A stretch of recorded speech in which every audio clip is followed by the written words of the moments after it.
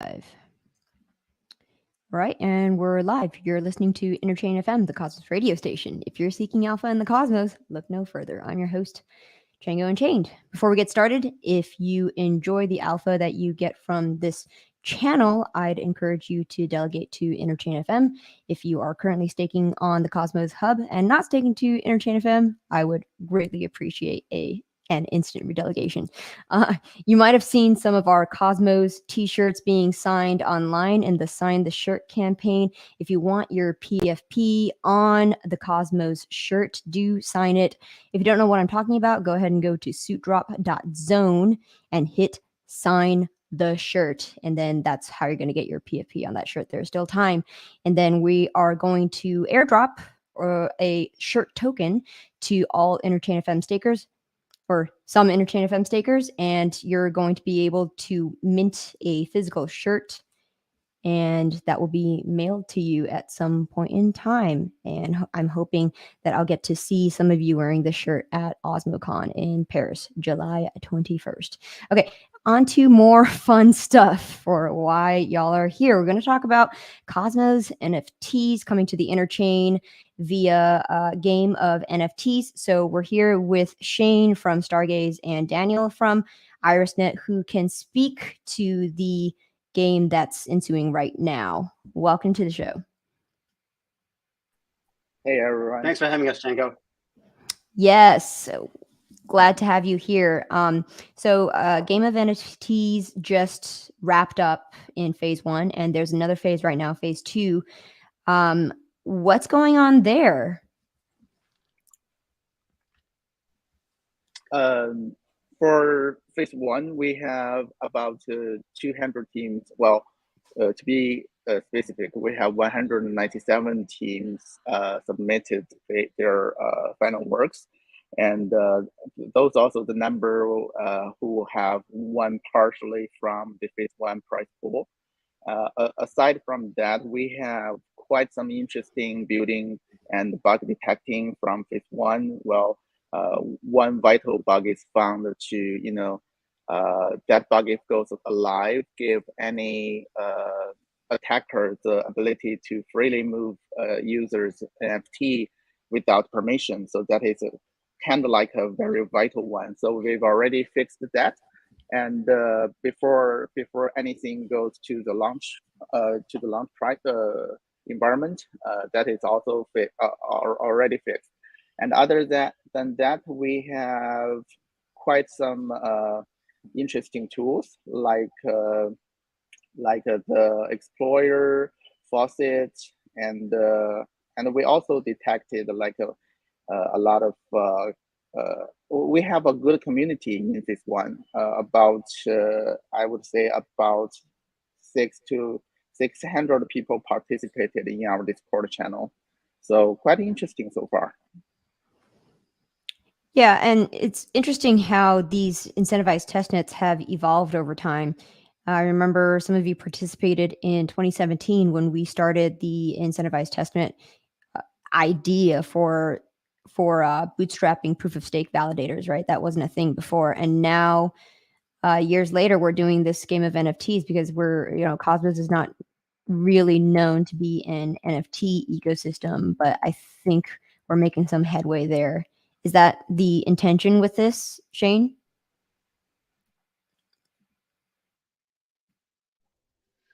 The intention with game of NFTs. Mm-hmm. Yeah, I mean the intention of game of NFTs is to battle test ICS 721. So for those that don't know, ICS 721 is kind of the NFT equivalent of ICS 20, which enables non-fungible token transfers, and ICS 20 is for fungible token transfers. And the spec was initially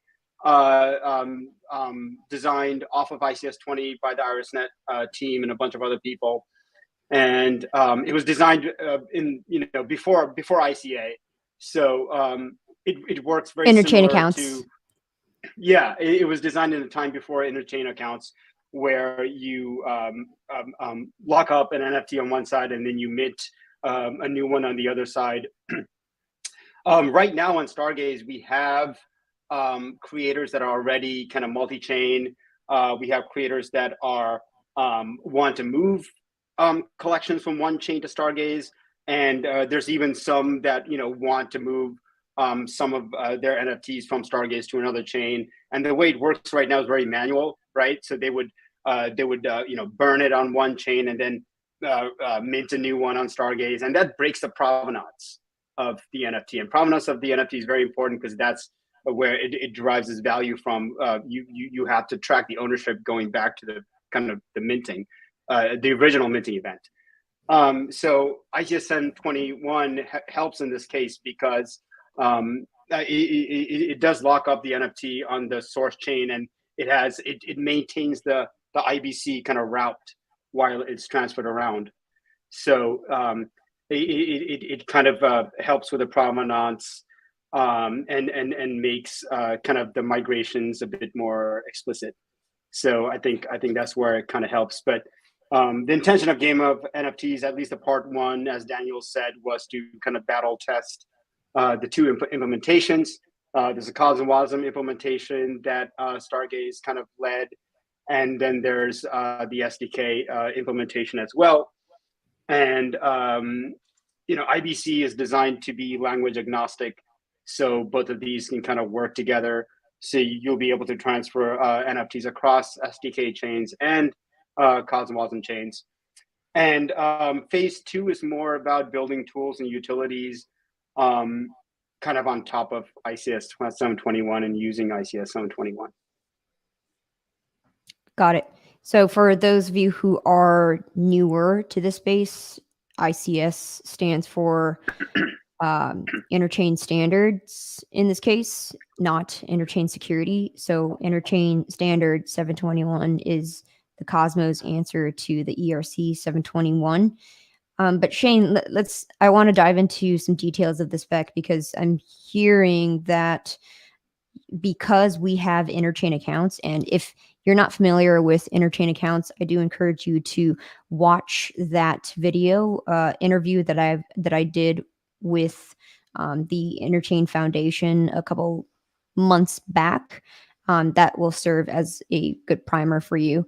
So we have interchain accounts now where you're able to control the NFT or whatever asset on some other chain from your chain. So if I'm starting from Stargaze and I want to control an NFT that's on Juno, for example, I would use interchain accounts and then move the NFT to and from on Juno. Is that how it works? Or does it work another way?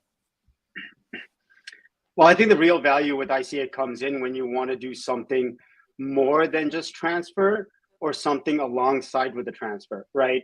So for example, one thing we're working on is Stargaze Outposts. And with Outposts, you can have the liquidity in kind of one place, and other chains can easily kind of write contracts that work with Stargaze without having to do kind of all the IBC kind of functionality on their own. So one thing you can do is, like, for example, let's say that you're on hypothetically, let's say you're on Osmosis and there's an NFT on Osmosis and you want to list it on the Stargaze marketplace, right? You could write a protocol that will kind of sit on top of ICS 721. It'll use ICS 721 to move the NFT to Stargaze, but then it'll use ICA to do the operations on Stargaze, for example, to list on the marketplace or to trade on the marketplace or something like that. So they kind of work together. And I think we'll start seeing like meta protocols that kind of use ICS 721. You can kind of think of it as like a highway between between chains where NFTs can flow through. Like another thing you can build on top of it is like when you travel through a highway, you have some kind of toll, right? And for example, one thing we want to do is like incentivize liquidity to come into Stargaze, but maybe we want to have some kind of exit tax as well. I mean, we want NFTs to flow around the ecosystem, but we also don't want like all the bad kids or something to like be drained out of Stargaze, right? So we need like some kind of exit, maybe some kind of exit tax and some kind of entrance liquidity incentive, which will be built on top of ICSM 21. Well, that seems like a straightforward thing to implement. Just copy the Ethereum model with the Ethereum bridges, right? I mean, to get out of Ethereum or even onto Ethereum, but to get out of it in particular, there is an exit tax, a quite hefty one, right? You got to pay around $80 each way to get out, to get onto a chain. And so, that's disincentive right there. So I want to ask you guys a philosophical question, because this is, I had a conversation with Ilya a few months ago, Ilya from Near, and his argument with the way that we should design NFT infrastructure is one such that NFTs should not be minted and then burned on a chain that you're wanting to transfer it to, because it loses the non-fungible properties of it, right? It becomes inherently fungible. So and his argument is that the NFT should just have one home, like in one canonical chain for the minting and burning and doing whatever it is. And if you were trying to control it from another chain for that wallet or whatever account you have on the other chain, to control the actions of the NFT on its canonical chain. So that was his idea with how Near's wallets should be able to control NFTs on like an Ethereum NFT project. What are your thoughts about that? I mean, we're doing something similar implementation wise, but the idea, the design concept is still around moving NFTs across blockchains. Yeah, I mean, I'm interested to hear what Daniel says about this too, but I think you'll end up seeing both. For example, if you think of an NFT like as your home, maybe you want to get like a home equity loan, but you still kind of like want to live in your home as well. So like in that case, like if your NFT is just like locked up somewhere and you can't like use it, that's not really great, right? So in that case, maybe it does make sense to have something more like an ICA model where the NFT can be controlled from a controller chain and be used in a protocol on another chain. But there are cases where you do want to like migrate collections over. Like we're getting a lot of demand for that on Stargaze. So there is a use case for ICSM 21. Yeah, can you shed light on that? What exactly is the request? Is it because there is no NFT marketplace on the other chain that they're on, and that's why they want to migrate their NFTs to the Stargaze marketplace to leverage the liquidity that's available there?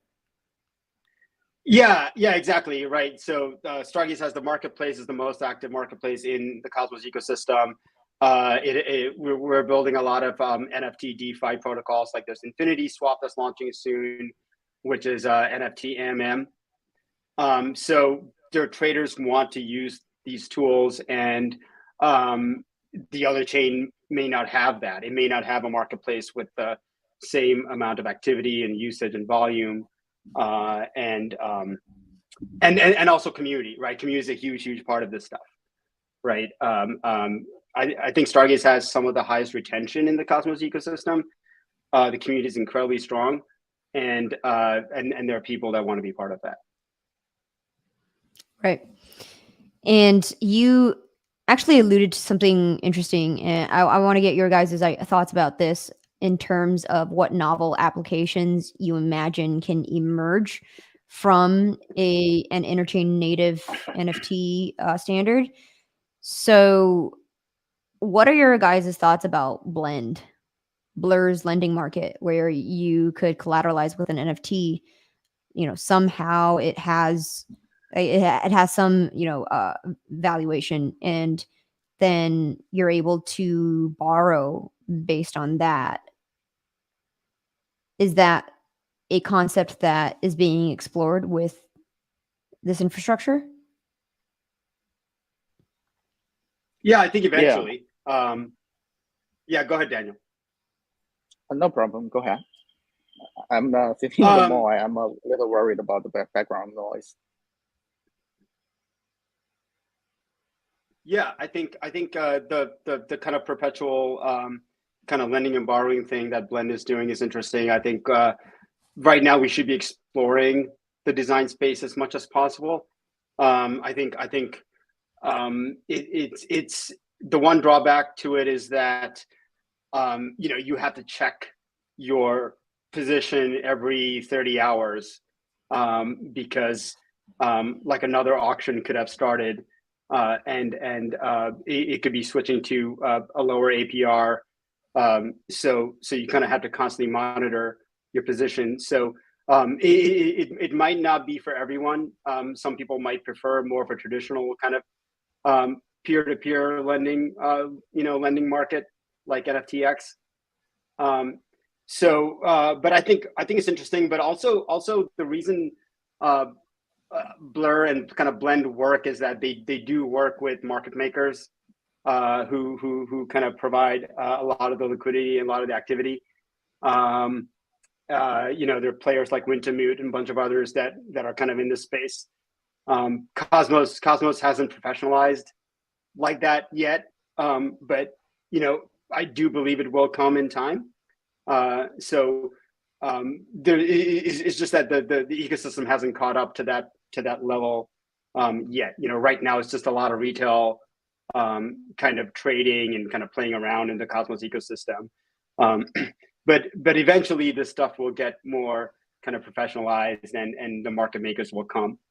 And then these kind of products make a bit more sense. Do you have any thoughts about that, Daniel? Yeah, I think Shane pretty much covered everything about it. For renting and lending, it's pretty much increased the liquidity of NFTs, and as a type of asset, I think NFT, Interchain NFT just open up new space and freedom for any asset to expose to a larger audience, larger customers. So, and with this kind of tools or functions, they increase the liquidity, lower the entrant level. So I think that's a pretty good idea. Mm-hmm. Something that I'm excited about is the gaming application. I mean, I know that GameFi is all the rage, but when I play Super Smash Brothers pretty religiously and like train quite often.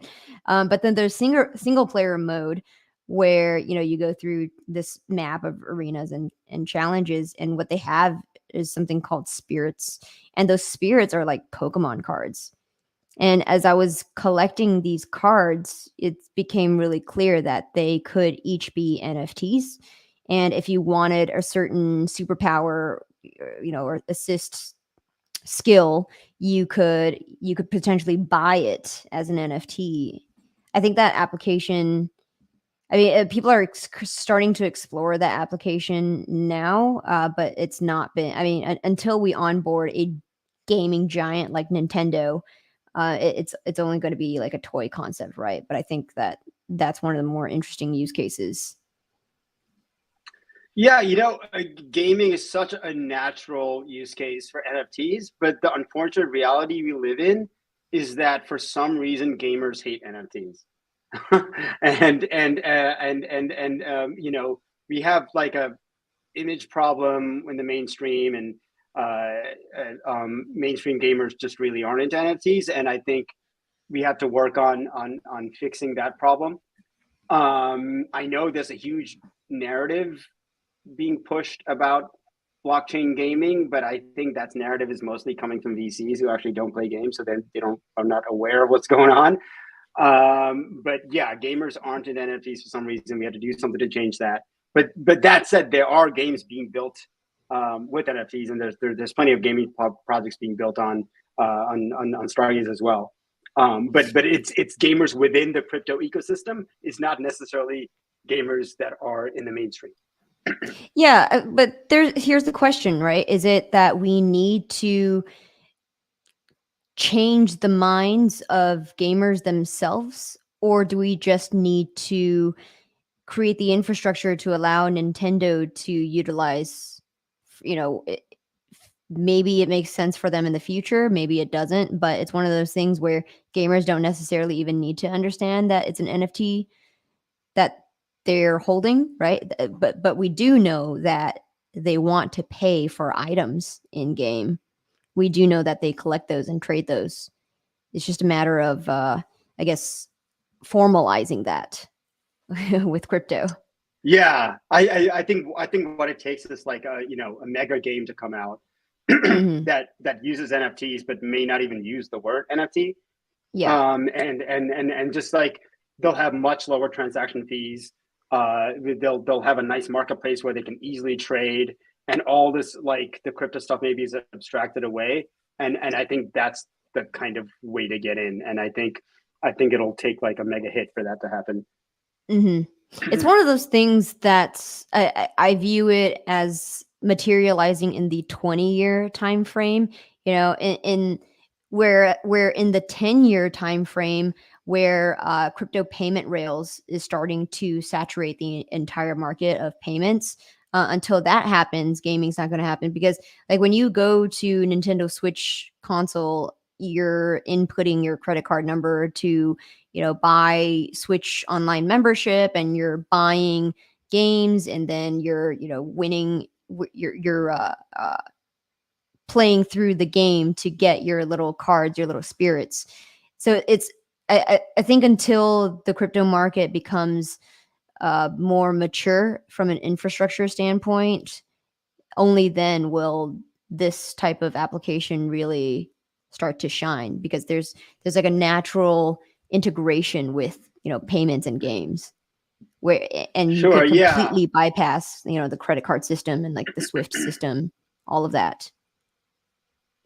Yeah, exactly. But I think it has to come from both angles. It's not just infrastructure, right? So like the web and web applications, for example, is not like Cisco went out and built all these routers and infrastructure, and then a bunch of application developers were like, oh, there's all this infrastructure, let's build something on it, right? It was more like the applications started getting built and started pushing the limits of the infrastructure, and then the infrastructure kind of caught up. And then when the infrastructure caught up, then the applications started getting more sophisticated, and they kind of work in tandem, right? I think one kind of pet peeve I have about kind of the crypto investing landscape is that there's so much funding going into infrastructure and not enough on applications, because applications is what brings in the users to cause a reason to build the infrastructure in the first place, right? So we're building crazy pie in the high in the sky infrastructure right now, where we can just look to like Terra was a vanilla Cosmos chain that did a crap ton of volume, and we didn't need L2s, we didn't need data availability layers, any of this stuff, right? So the users just aren't there yet. So I think we really should have more of a focus on the application layer right now. Yeah, sure, absolutely. Do you see us repeating the history of the evolution of the internet, where that's exactly what you said, right? Consumer apps front ran the infrastructure, such that infrastructure needed to catch up, and I'm seeing that right now, especially with DYDX. DYDX is really interesting, right? Because they had to get off of Ethereum. It just wasn't providing the throughput that they needed, such that they came to Cosmos as it's like the best solution for them. So that being said, with Interchain NFTs, what do you view the future of the Cosmos ecosystem becoming with this primitive? I mean, we're very early, right? Like the standard was just to spec out, so we're like, I don't know, 5 years too early to be talking about like real consumer applications. But where do you view it going? I think you'll be able to do really cool stuff. Yeah? Like, maybe you'll be able to transfer a Stargaze NFT to like a bad kit to like Umi or something and do like, lending and borrowing there or something like that, right? Or maybe you have like a collection that has like a collection that's part of a game that has like secret items or something, right? And then maybe it might make sense for that to be like minted on Secret Network or something with secret metadata, and then maybe you want to like trade on a marketplace with more volume, then you can move to Stargaze, right? There's just and maybe Uptake and Iris also have like different use cases. So and I think there'll be some interesting co-opetition going on too with this stuff, which just kind of benefits everybody. Yeah, I think with the ICS 721, currently Ethereum is working or is acting as the home of basically most of the NFT ecosystem, right? But its throughput, maybe they are working on it. They maybe will solve them in the future, but from the infrastructure wise, NFT as for example, as a gaming asset, gaming item, or even as a collection in the future, they need to be utilized somewhere. In the last round, we see a lot of PFP projects. Right now, up to this point, there is a lot of questions saying, "Hey, why is this worth some money?" or "Why is this? Why are we buying this?" I understand. Some of the collection, for example, the CryptoPunks, they are the first one to all the industry. They have collection value, but others, well, I'm assuming in the next round they will require utility, and when the utility comes, the throughput and the transfer, the transaction speed and things like that, it's going to be very important for things like that. And with Interchain NFTs, and Cosmos app specific technology infra, we can provide or work as the scenarios, like maybe we have gaming applications, we have renting applications, we have social applications, and we are fast, we are quick to go, and anyone can use our application, use our infra to quickly deploy a new app. And also, all those apps are connected. You're not limited to one single ecosystem, and your asset is also safe. For example, safe in Ethereum, it's just transferred from there into the using scenario. So we can like different us from Ethereum and give us a second mover advantage over that.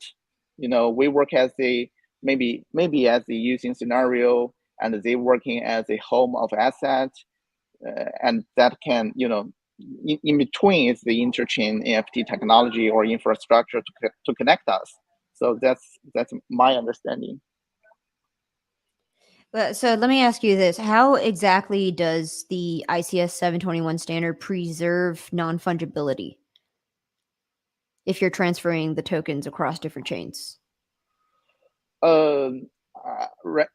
There are some English word I'm trying to know, but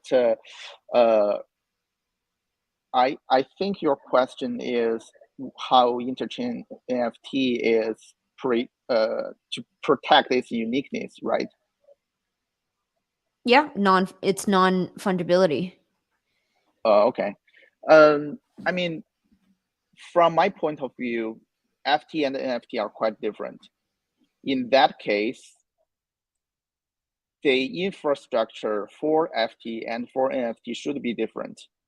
But right now, for example, for the interchain bridges, we're using exactly the same logic for FT and NFT. That's the problem.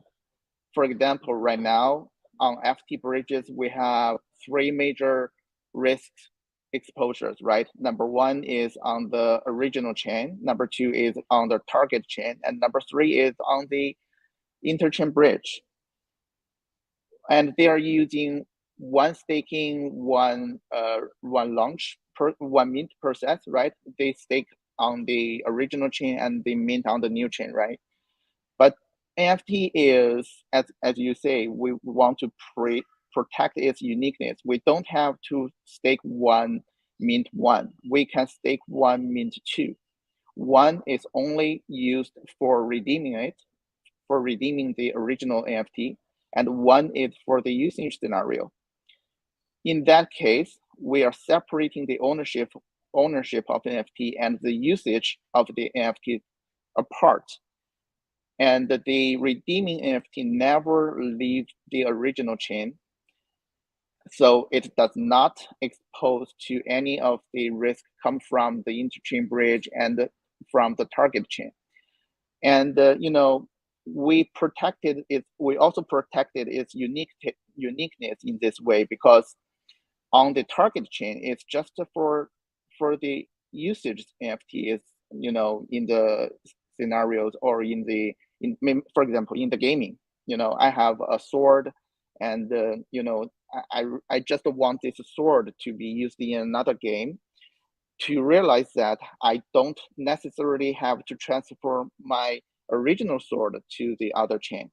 All I need to do is let the game recognize, hey, this is the original sword and I want to use it in my game. But FT is kind of like similar to money, right? Money, you cannot separate usage and ownership apart, right? I spend $2, I give you the spend right, the use right, and I'm keeping the money. That not work. But for commodity NFT, something like that, we can separate that apart, and in that logic, we number one protect the uniqueness of NFT. Number two, we systemically reduce the risk channel we exposed to. So that's just a quick example of, I think there are more infrastructures needed for NFT to be mass adoption. But before that, I think Interchain NFT is certainly one of the most important infrastructures among them. Yeah, so the way that it's designed, it still sounds to me as if there's, like, even though you're preserving security material, right? Like, technically, it seems like by moving it across chain, it's effectively like if I am an NFT and I was minted in the United States, but I'm trying to travel to Japan. In order for me to travel to Japan, we're going to extinguish my body that's in the United States and then mint another Chango in Japan. That sounds like that's the way that it's designed. Whereas, like, right. My conception of an NFT is, okay, well, I don't want this body to die to mint a copy of an exact replica of me in Japan, but rather I want to transfer me to Japan and travel through, like, some highway. Well, for the uniqueness of NFT, the important part is, for example, in the application scenario, that you can only use it in one scenario, right? If we are, using this technology and make it possible to use it in multiple scenarios, that's the problem. But the beauty of that is, in your case, I'm staking your body in the America, and in Japan, I'm not saying we have to transfer your original body there. Oh, we got a Chango derivative, a Chango clone. Right, kind of like a WETH with WChango. And the only thing we need to solve during the process is, number one, we need to make sure that there is only one W Chango, not multiple ones, right? Because that's where the uniqueness of NFT lies. Number two, the places you want to, for example, it's a mall, right? The mall you want to go into have to know your new buddy. Hey, that's the Chango original actually, but the American one didn't come here. But she's still Chango. So that's kind of like the spirit behind it. Okay, what happens if this situation happens? Okay. Chango is in America. She wants to go to Japan. So you stake, or rather jail, America Chango and then mint clone Chango in Japan. And then after I live in Japan for a little bit, I want to go to Europe. So you jail the clone Chango that's in Japan, and then you mint the WW Chango that's in Europe, in Paris, let's say. And then that one, do the same thing. And she wants to come back to the United States. So does the Chango in the United States get unlocked? Or is a new one minted, and then the one that the original Chango gets locked up forever, and then there's like just another clone of a clone of a clone in America? I think in your case, in order to, maybe you want to go to Mexico, for example, before that, you have to send back your Japan Chango and unlock your American Chango, and then lock your American Chango again and mint an Mexico version, right? Because at one time, we can only have one W Chango in the system, in the whole system. And the beauty of that is, if somebody steal your W Chango in Japan, they cannot collect your American Chango back, because that's not the key for collection. It's just for usage. In that case, whatever happens in the using scenario doesn't affect your original asset. So you are quite safe in that way. Well, okay. So in the Shane instance of Stargaze, if there's a Chango on, I don't know, secret network chain, and I lock it up because I wanted to send it to the Stargaze marketplace to sell, what am I selling on Stargaze? What's happening there? If it gets sold to someone else, then what happens? What happens to W Chango, and what happens to original Chango on secret chain? Well, that is another, the downer level of this function. So for most of the W Chango, they have a expiration date. Means before a certain date, this is usable. After that, it's not usable. So if you sell the W Chango in Stargaze, what you bought is, for example, 30 days of 30 days of rights to use W Chango in Japan, but you cannot use it to redeem redeem the original Chango. If you want to, well, when you lock Chango in American, we give you two things actually.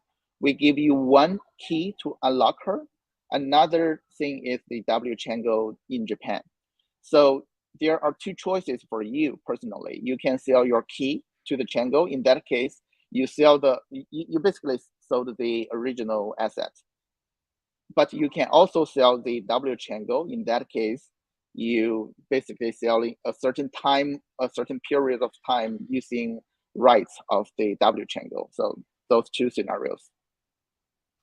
Okay, so help me understand. The buyer of W Chango gets and effectively a bearer and instrument that they could redeem for the real Chango in the original chain. Right. Okay. So in that case, I'm thinking, for NFT, especially for the bridges part, I'm thinking this way is much more safer, much more, basically it's safer, and should be different from what we have with FT, because as everyone know, we have a lot of hacks and attacks on the FT bridges recently, right? I think maybe it's not $1 billion size, but certainly several hundred million ones. Right. Absolutely. Great. So, okay. So I think we've covered the technical aspects of Interchain NFTs and how it's designed. So thank you for explaining that. Well, we're going to talk about some call to actions about game of NFTs. So are there certain things, like certain tools or resources that people could use should they want to participate in the game? I mean, we are using Dora Hacks to to release information about the hackathon, and we have a Discord channel specifically with mentors and judges in it to answer questions and to collect the information from the community. If anyone wants to reach out to us, that's the place. The Discord channel is within the Cosmos official Discord channel. And we encourage anyone interested to maybe submit your registration on Dora Hacks. That's how we know your contact info, and we'll reach out to you, drag you into the Discord channel. And after that, we're preparing several workshops from the sponsors and from the mentors to help you guys to understand maybe the what's the requirement for different channel, what kind of tools specifically the you guys can use on, and those are also from the Cosmos official channel, official Twitter. If you follow the Cosmos Twitter, you will see the information there.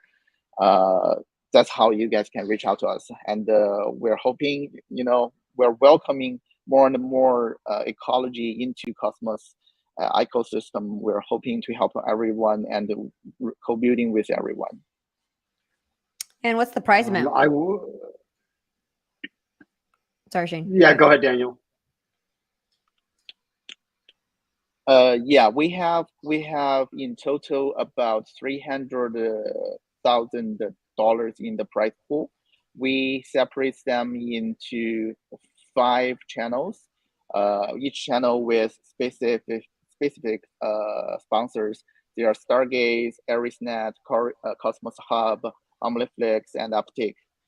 They have each individual cool directions or functions they want to build on, and most importantly, we are trying to find business or just like we discussed today, application scenarios, or to bring in more attraction maybe into Cosmos ecosystem and more builder into this system. Got it.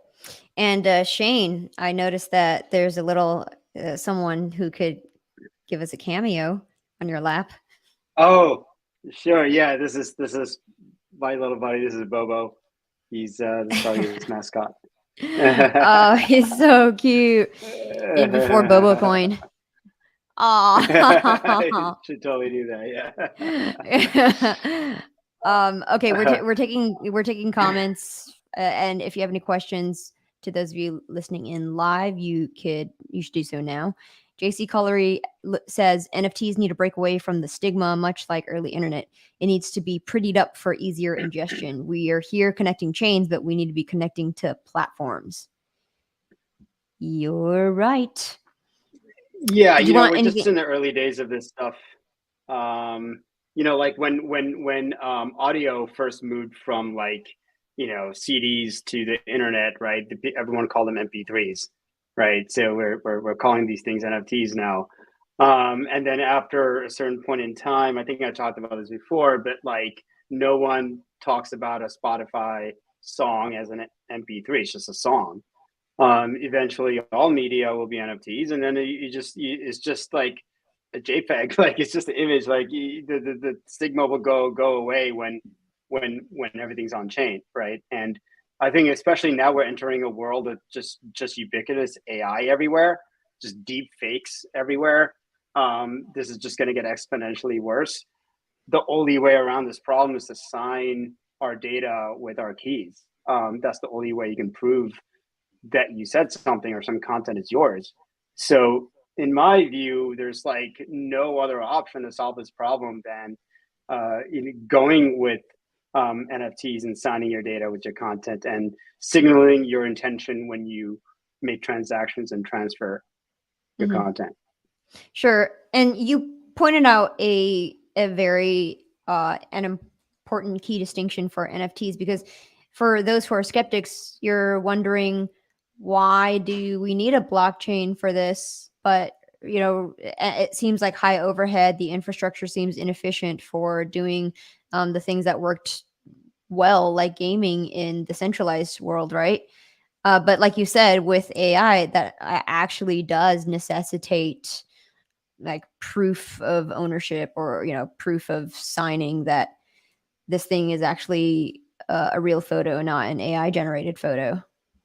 Good point. All right, so where can people find more information about Game of NFTs and the two of you? I would say for me personally, on my Twitter. And for Game of NFTs, we have a Twitter account.